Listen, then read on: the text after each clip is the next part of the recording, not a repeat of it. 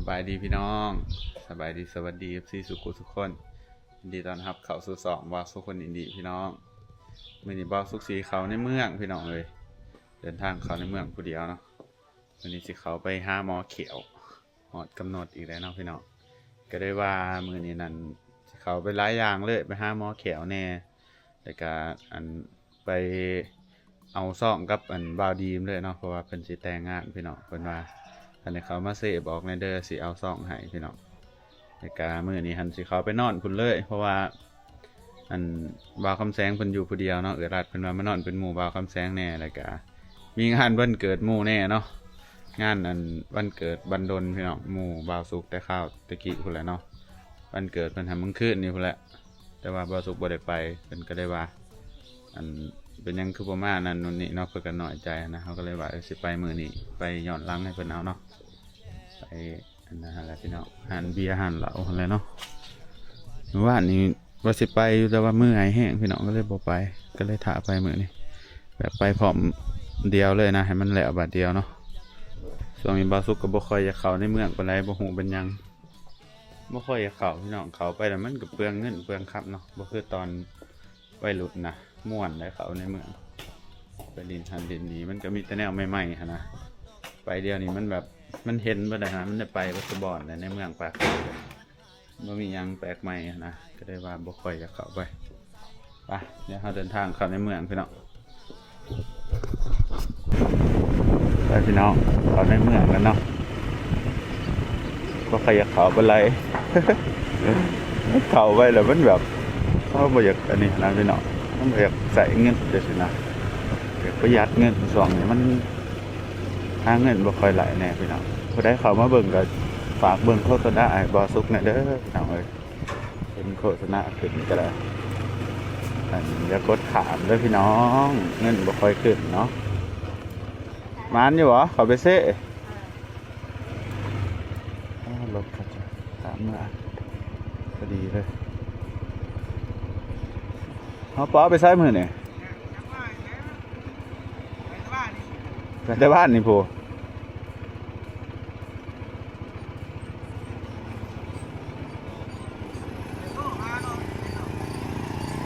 ว่าได้โทรหานะแต่ว่ามันอยู่เพื่อ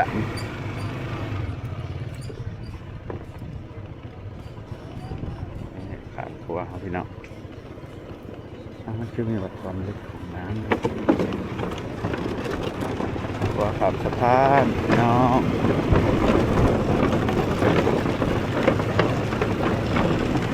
ขี่มอเตอร์ไซค์ไปคนเดียวคือเก่าเลยพี่น้องโอ้โหสิส่วนไปเป็นหมู่ร้อยก็จะไปคนเดียวพี่น้องปลาฟุกนะไม่หมู่ไปส่วนสาวตีกันเป็นผู้หญิงนะเอาสิไปก็ไปนอกแต่เกิดอะไรสีมันก็เป็นแบบขาวๆโอ้ไปหลุดยังมันตีไก่อยู่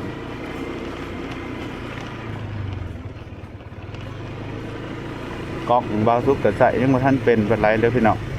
ว่านี่ไปถ่ายคลิปกับอัดเสียงใหม่กับออกสายออกตัวเนาะก็ลังมาปรับใหม่ให้มันเขาเป็นเสียงแบบโมโนเขาอัดแบบเสียงสเตอริโอนะมันอันนั้นมันเขาสายเขาครัวคือไม่แบบสายแบบครัวมันจะแยกกันเนาะไปเจอกันอยู่ในเมืองหมดแล้วพี่น้องจากบ้านเข้าไปหอดในเมืองกับ50 กิโลพี่น้องใส่เวลาประมาณ40 นาทีเพื่อกันครับไว้แน่กับประมาณ30 กว่านาทีกันครับธรรมดากับ40 นาทีพี่น้องเพื่อหอดไปครับซิ้วๆไป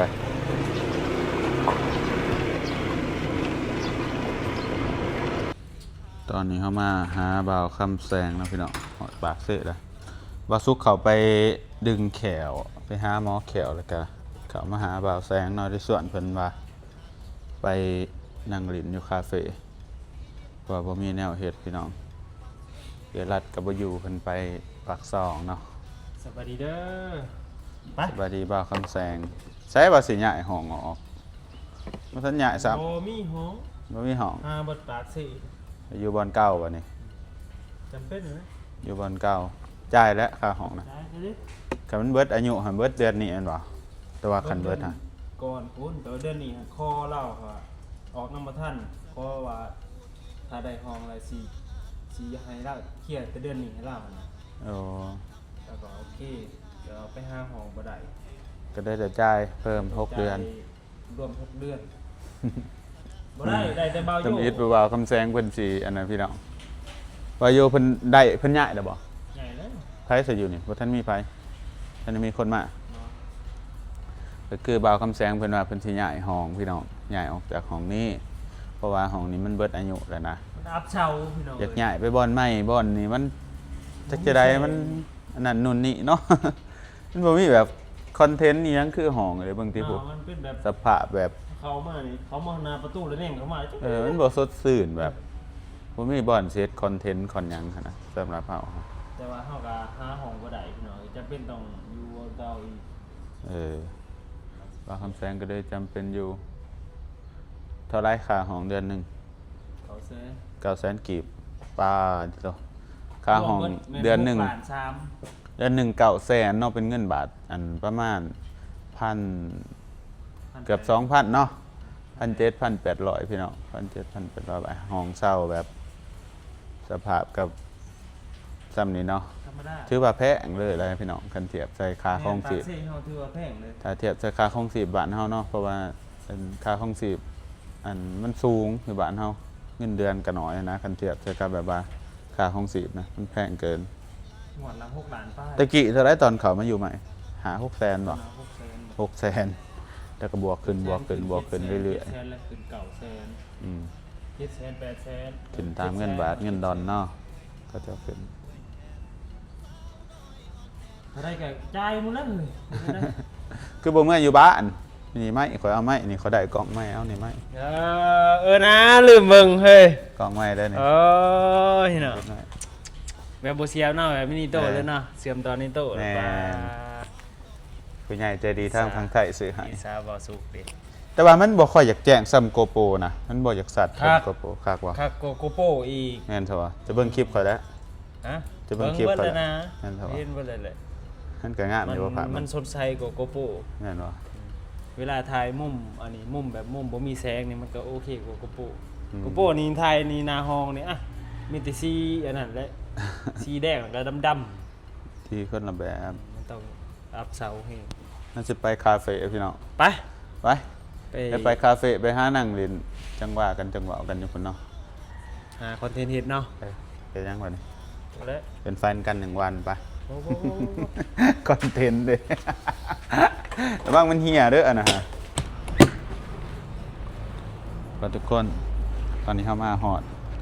ปตทแล้วเนาะถ่ายคลิปกลางสาธารณะครั้งแรกในรอบหลายปีบ่ค่อยได้ถ่ายจังสิจักเทื่อเนาะได้กล้องใหม่มาแล้วมัน เป็น ก็ เคินๆเนาะ มันก็โอเคได้กล้องใหม่เพราะว่า ฮักแล้ว มันอันนี้เด้เอามา Amazon ข้างๆอันนี้ะ มันถึงเท่าไหร่เต็ม ยั ราง คา เต็ม เต็มนะ ราคาเต็มของหยัง นี่แหละ ของกล่องเลย อืม สบายดีเอายังไง ส ใช่ วัสดี เอาแบ็คกาแฟเย็นเบาหวาน เอาเนี่ยว่ะนมสดปั่น อุ้ยกินนมว่ะอี โอ้เบิ่งหน้าครับติ นาย มีแบบคอฟฟี่ผสมกันแล้วมีสดปันแต่ 80 พันงั้นขอจ่ายไปก่อนก็ได้ขอกระทุกถูกเลยไอ้แสงไงว่ามีเอาเงินกินกาแฟ 80เนาะ85โอ้80เก็บเงินบ่พออาหารเอ้ย นั่งใส่นั่งครับอันนี้นั่งนี่แหละโอ้มื้อนี้เข้ามาอันต่อครับ สบายดี เอาหอดโดนละ เอานึ่งเลย นี่ครับพร้อมเรามาตั้งแต่อัตตะปื้อเฮ้ย กินของแล้วมา ยัง เดี๋ยว จะน้อย กินข้าวนะ ออกกลางนี้ก่อน กลับมือใดมื้อนี้บ่หรือมื้ออื่น ก็เหมือนนี้หมดเลย มื้อนี้ได้มื้อนี้เข้ามาแวะหาแอร์บอกเพิ่นมาตั้งแต่อัตตะปื้ออืม ถูกเรียกแล้ว โอ้ยใจ จะกินยังว่าคำแสงนกได้เพิ่นหน้าตาผสมกับกินนก อ๋อปันน้องโจ ปันนก กินอันนี้กินนอนก็รับ กินกาแฟกินชากินนี่ อันที่พวกกินเหมือนกินนอนหลับกินนอนหลับดี บางคนกินนอนกินแต่นอนรับ นี่เจ้าคนนั้น แต่พอกินแต่นอนมาคมเลยหรอไม่ใส่น้ำตาล บริษัท คมปิ๊บปี แล้วว่าจะเอาไปทิมเอาบ่จะเอาไปทิมเอา เอา ไป ไปจิ มันติดเสียด้วยนะติดเกี่ยวกับ ร้านนี้ประตูหลัง มันคมคนละแบบเลย อันนี้ผมหน่อยตัวผมหน่อยตัวเสีย กินลองซิมเหรอ เทือหนึ่ง เอาซิมเบิ่ง เนาะมันลดคม เวลาไปใช้เหมือนนี่คือบ่เห็นหรอก อยู่ตรงนี้เนาะ ไปน้ มาเลยก็เซ่ ำอันนั้นโมไปหัวปะโคบอกแม่น บ่ว่าก็ขอน่าบ่ได้ไปปากสองบ่ซั่น จังเลยจังกินมาไปหัวปะโคไปฮะไปน้ำมันอารัน นั่น โอ้ แบบ อ่า แม่ ลิตามานี่ มางานดอกเขาจิ อ๋อ มางานเขาละกันแบบ ข่อยก็สิได้ไปงานดองนะพี่น้องเดือนหน้านี่จักคันบ่มีหมู่ไปย่านบ่ได้ไปยู่ เดือนหนาผมบอกวันที่ก็ได้ วันที่7งานดองบาวดีมเนาะก็ซาป๊อปเป็นแต่งกัน ขอไปถือ คันว่าซุกมีหมู่สิไป เจ้าบ่ได้ดินน้ำกันดิตอนเจะได้ดินน้ำกั กัน นจักกันอยู่แต่ว่าคำปถือกันดีคือกัน แล้วคำแซงเพิ่นก็ยังอยู่บ่อนเก่าเลยพี่น้องเป็นประธานใหญ่ๆเนาะคือบ่เมื่อยอยู่บ้านซั่นเพราะว่าอยู่บ้านน่าจะโอเคกว่า ยังว่าท่านไหนจะนั้นนะ บัด จะว่าจะไหน บ้านในรัฐแต่สารบ่มีแบบว่าบ่เป็นตาอยู่ว่ะ มันก็วันกิน แบบว่าไปอยู่บ้าน สอง เนี่ย คนคือเก่า จิบเจียว อ้าวเขาก็ไป มัน เขา เห็ ก็ น ไปเฮ็ดเพื่อนอยู่ก็เริ่มต้นชีวิตอยู่แถวนั้นเลย เจ้าบ่ท่านแวะบ่เถื่อบ่บาดออกมา เดี๋ยวเอาส่วน ไปเทื่อนึง ว่าแบบว่า ส่วนทาง เขาบ่ได้เข้าไปเฮือนนะ กะเฮือนนะเฮาไปกินข้าวไป เพื่อนน่ะไผอยู่เพื่อนมุ่นน่ะมีไผเพื่อนมุ่นไผอยู่ ครับเรือ พ่อน้อง ก็ รัด พอ บ่ แล้ว รอพุทธนา พ่อก็ไปกับไอ้เด้อน้อง ใช่แล้วก็ไปไทยน้องอีกคนหนึงก็ไม่เฮียนอยู่ปากเสียน้ำแม่ แล้วบ่มีดินมุ่นดินมากบ่ไปเฮ็ดเพื่อนอยู่ที่ นี่อยู่ในแคมป์น้องเบิ่งนะค้างเฮือนเธอที่เฮาไปเบิ่งลุม เออ มันเป็นน้องบัวน้องดอกบัว เขาไปยากบ่ แล้วเราก็เฮ็ดกันเครื่องทางกันนะ คิ นะ ดทางบ่ ก็ในซางเราอยู่ที่ บ่ไปอยู่แถวนั้น เขา แต่อ ห ยู่ ยาดกันกับเขาเหือนนั่นแหละเห็นบ่บ่มีทางเขามีแต่ทางรถก็หักในหักหัก ไม่ซางอีกแล้ว นาพ่นนี่เอ้ยบ่อยากเข้าไว้แล้วนะนาพ่น ลำบากคือกันเนาะ เป็นน้อง อยู่สารวัตรกับบ้านก็ลำบากพี่น้องเจ๊จะอยากไปเริ่มต้นอยู่สารวัตรจำปาสักกับสารวัตร บอกใหม่ทั้งหมด อยู่บ้านพุ่นแหละ อยากอยู่บ้านอยากอยู่สารวัตรผม มัน อยากอยู่บ้านตัวเองได้เนาะ ทีทำมาหากินกว่า อยากแล้วพี่น้องตอนนี้บ้าวคำแสงเป็นยังแบบอยู่ห้องเศร้าอยู่นะหา ยั ห้ ง องเศร้าเลย ยังตัดอันนั้นบ่ได้ตัดสินใจบ่ได้ว่าสิไปอยู่ไสกันนี่ก็เลยว่าต้อง บ่มีรักบ่มีแรงเนาะแม่นความเขาแล้วเนาะเพราะว่าแบบว่ายังบ่ทันมีรักมีแรงอยู่นะ เขาหมายว่า แบบว่าลองอันนี้ที่มาขาขายในปากสินะมันก็ได้คอนเทนต์นะ ที่จอย นี่ละงวดตัวนี้แหละจ่ายงวดตัวนี้เบิดงวดตัวนี้ ลองเบิ่งแล้วกันมาหาแบบว่า ทางใหม่ว่าสิไปจังไดมาจังไดต่อ แล้วก็ขาขายน้ำเขาก็ถ่ายคลิปน้ เขาลองเขาเบิ่ง ำบางทีมันอาจแบบว่าอันนี้นะ จอยแล้วแต่ว่าสนาม เพราะมันมีปิดโหมดรบกวนน้ำได้ใช่กดปุ่มแดงๆ2 บาท ค่อยได้เปิดอยู่บ่ล่ะ เปิดอยู่ก็เปิดด้วยกดปุ่มแดงๆ2 บาทโอเค สีเหลือง มันจะเป็นแบบตัดเสียงรบกวนได้ ครับเนาะ จะบดัง ของใหม่นี่เนาะ เออลองเฮ็ดอันที่ขายของอยู่ในเมืองแล้วเราก็ถ่ายคลิปไปนำขายของไปนำบางทีมาได้หลายเขาก็สิได้2 ถังแต่ว่าสิเมื่อยหั่นแหละการจะกี่ขานหั่นแหละขายหยังก็ขาย ของ ขาย กิน อาหารบ่ พวกเสื้อผ้าหรือพวกอะไรวะ เพราะว่าของกินสิดีกว่า เพราะว่าของกินเขาซื้อกินซุมื้อเด้เฮ็ดแซ่บๆบัดนี้ เสื้อผ้าเขาก็ซื้อใส่กูมือคือกัน โอ้ยเสื้อผ้าสั่งสิได้ใส่ได้เอาตุน เพราะว่าคอยทั้งขาค่ายหรือความบ่หลงบ่ได้คอยเฮ็ดหลายถือกัน แต่ยังเห็นยังในฝันแบบว่าความคิดเที่ยวไปเรื่อยๆเป็นอินฟูอ่ะแบบนั้นก็ได้คือกันนะ เรา เนาะ จะซื้อ เที่ยวแบบว่าคันเฮาดังก็แม่นอยู่แต่ว่าเฮากับแบบมันล็อกตอกแตกพอกระเทอะบัจุอยาง จะมีแบบว่า ฟูกับบ่ดัง อยากได้แบบรถคันใหญ่คันหนึ่งนะรถจักรรถอันนี้เขาขี่แบบขี่ เป็น แบบ ทั่วว่าบัดนี้ ไปเรื่อยๆอันนั้นได้แบบคันที่ใหญ่ เก็บเงินซื้ออันนั้นที่ สามารถไปได้ โตอันนั้นซอนเพสนะบ่แม่นซอนเพสบ่ฮะดี PCX คันนี้สีขาว ที่เทียนไหนจะไปเรียน ดี ADV มีสีขาวอยู่ เติมเป็นงาน ใช้ผ้า บ่เดี๋ยวเราสีขาวๆกัน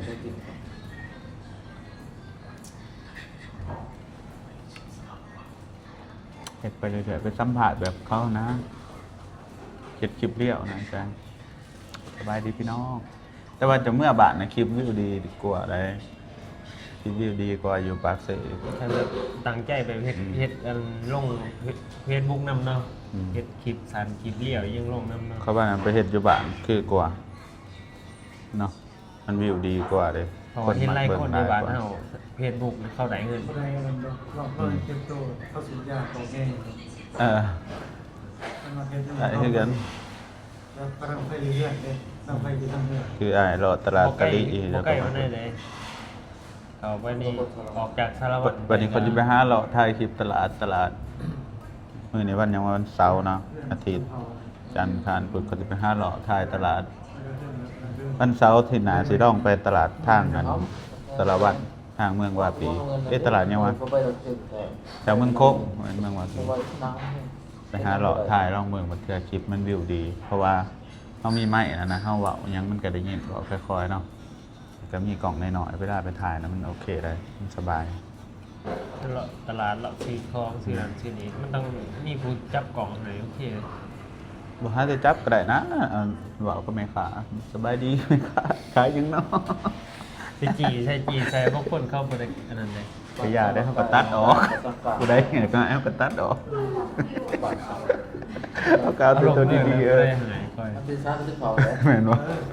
มื้อนั้นได้คนยังเอาลงเลยเก็บขาขวาจะเห็นบ่คลิปไปแล้วโยนเงินให้ ET influencer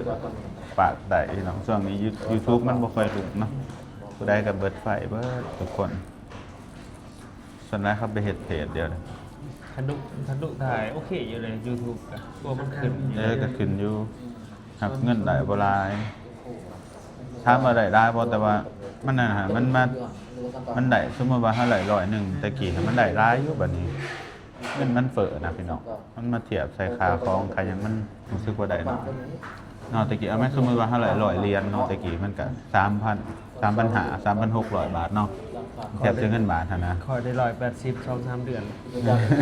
แต่ว่าเดียวนี้มันคิดได้แค่3,000พี่น้องมันก็เหลือเป็นมันก็ลดลงเป็นเท่าไหร่ค่าเงินมันตกเนาะค่าเงินมันตกแน่นั่นเองนะค่าของก็แพง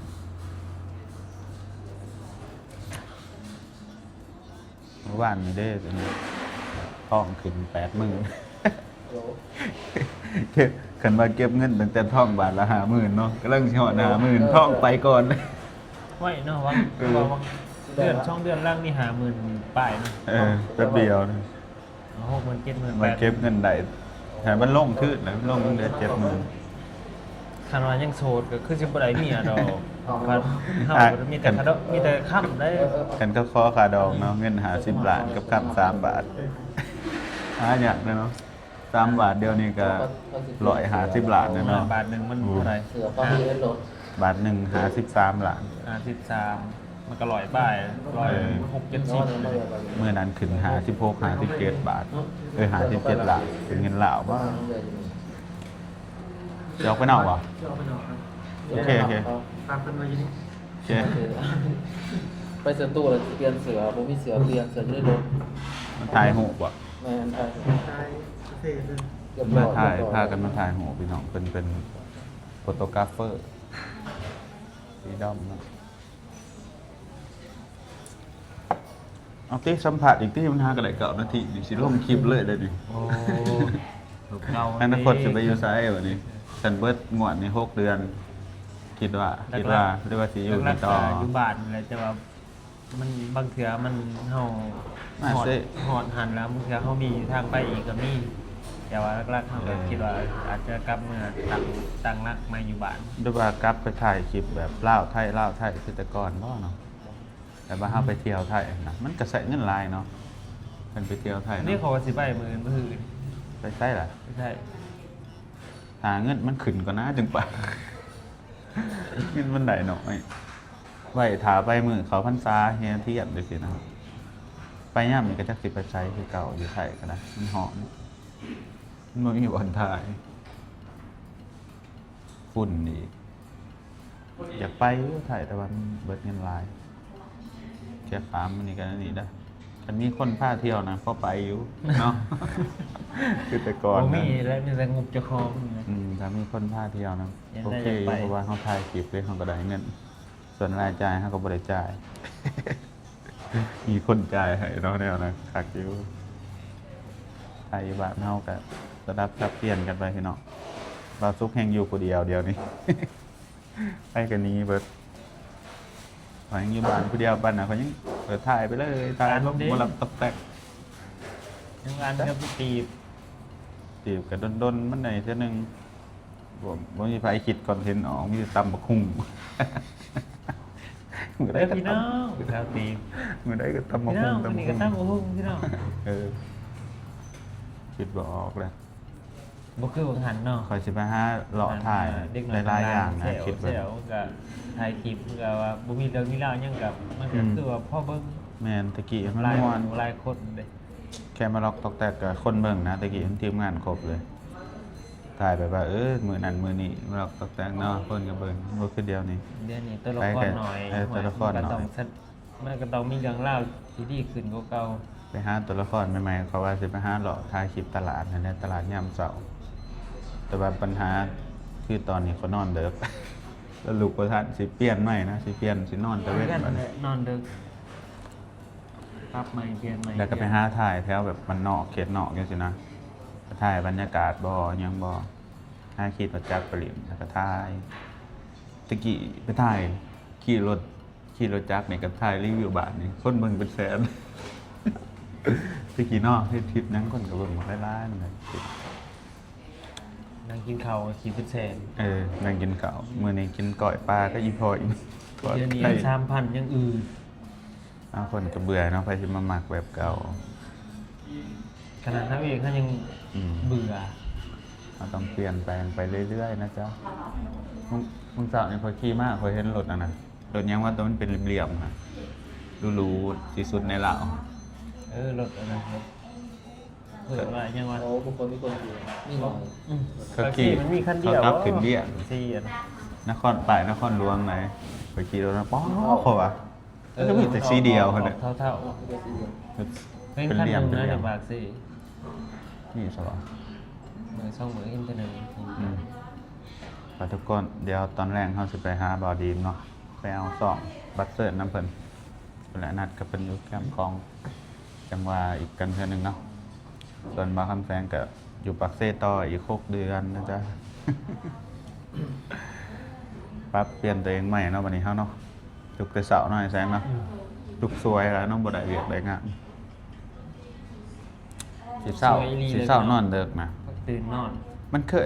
เลยเนาะมันนอนบ่หลับเนาะ เที่ยงเขานอนดึก ข่อยนะนอนเด็กตีสองข่อยตลอดตี 1 ตี 2จักเสียยังแต่ละมื้อตั้งแต่ก็ตอบเมน FC มาแล้วก็ตัดคลิปตัดหู